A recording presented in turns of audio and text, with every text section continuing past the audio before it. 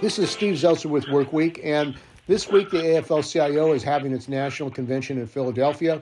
President Biden spoke at the convention, and joining us is Mike Elk, Payday Report, and he's a senior journalist with that journal. So welcome to Workweek, Mike. Great to be back on the show, Steve. So, Mike, why don't you talk about what's happening at the convention and the latest news? I understand that you were locked out of the convention when Biden was speaking. Yeah, it's a very strange union convention. You know, it's even different than most union conventions I've been to since it's, the AFL-CIO is a confederation. So it's mainly professional staff and union leaders here. There's not many in the rank and file here at all. And earlier today, they told, reporters to be there by 10 a.m. for the Biden speech. Biden was speaking there. And instead of, telling reporters, hey, be here early, they locked the doors 20 minutes early to the venue and wouldn't let in any reporters. I mean, there were people that were freelancers that were really hurt. And in many ways, that's a fitting metaphor for the labor movement and for the AFL-CIO, locking out sympathetic voices. I think what's more notable about this AFL-CIO convention, which is it's about organizing and taking advantage of the moment, but there's nobody here from the Amazon Labor Union because the UFCW is part of the AFL-CIO, and they don't want an independent union here. And likewise, there's nobody here from Starbucks because they're members of SEIU. So I think in some ways, this convention is more notable for who's not here, which is mainly most of the people getting things done in the labor movement.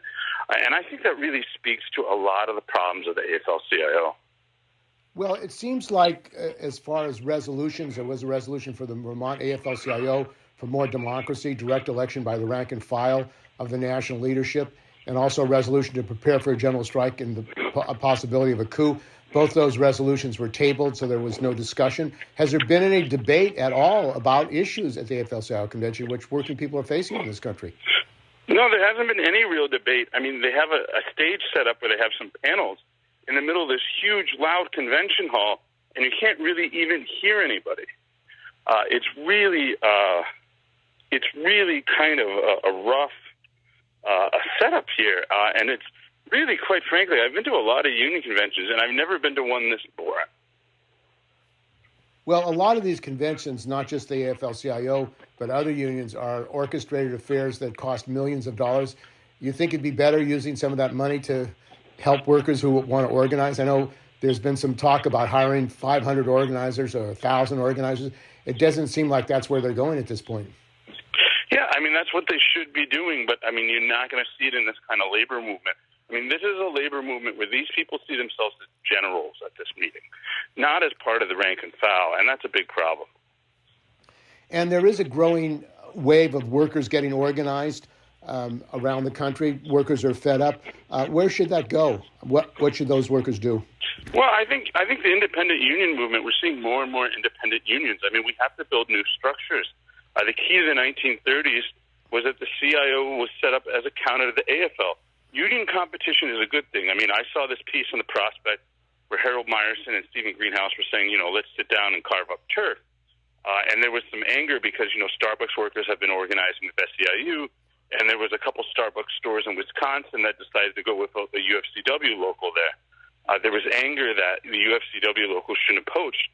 But in my opinion, union democracy means that workers can choose whatever kind of organizations represent them. And I think this really shows, I mean, if you told anyone, even people here in Philadelphia, they don't know there's a massive labor convention here. So it's pretty much just the unions by themselves at the convention. Yeah, and some photo ops and a handful of reporters that they liked, that they told to get there early. And last, the CWA has signed an agreement with Microsoft. What's that all about? I'm still trying to figure out a lot about that, but they signed a neutrality agreement with Microsoft. This comes as a division of Microsoft. Activision just unionized. It's not really clear to me what all Microsoft is doing here, but while Microsoft is, they're recruiting for top tech talent, and it's really tough to get tech talent. So for them to say they're not going to fight a union is an attempt to retain talent. Whether or not that's really true, because we've seen these neutrality agreements and we've seen employers not abide by them, remains to be seen. And lastly, working people are facing massive wage cuts because of the inflation. there's a situation likely that the Republicans are going to take control of Congress and maybe even the presidency. What do you think that would mean for working people in this country? I think it would be horrific, and I do think you're right that I do think we have to start preparing for a general strike, or else they're going to try to steal the election again. So you don't have confidence that Democrats are going to protect democracy? I don't. I mean, do you have confidence in the Democratic Party? I don't think most people do. But it seems that that's not on the discussion table at the AFL-CIO convention. No, that's why I thought it was fitting that so many reporters were locked out of the Biden speech, which is, anybody but the rank and file could be in the room. Well, thanks for joining us on Work Week. We've been talking with Mike Elk, Payday Report, and he's a senior reporter from that. So thanks for joining us, Mike. Thanks.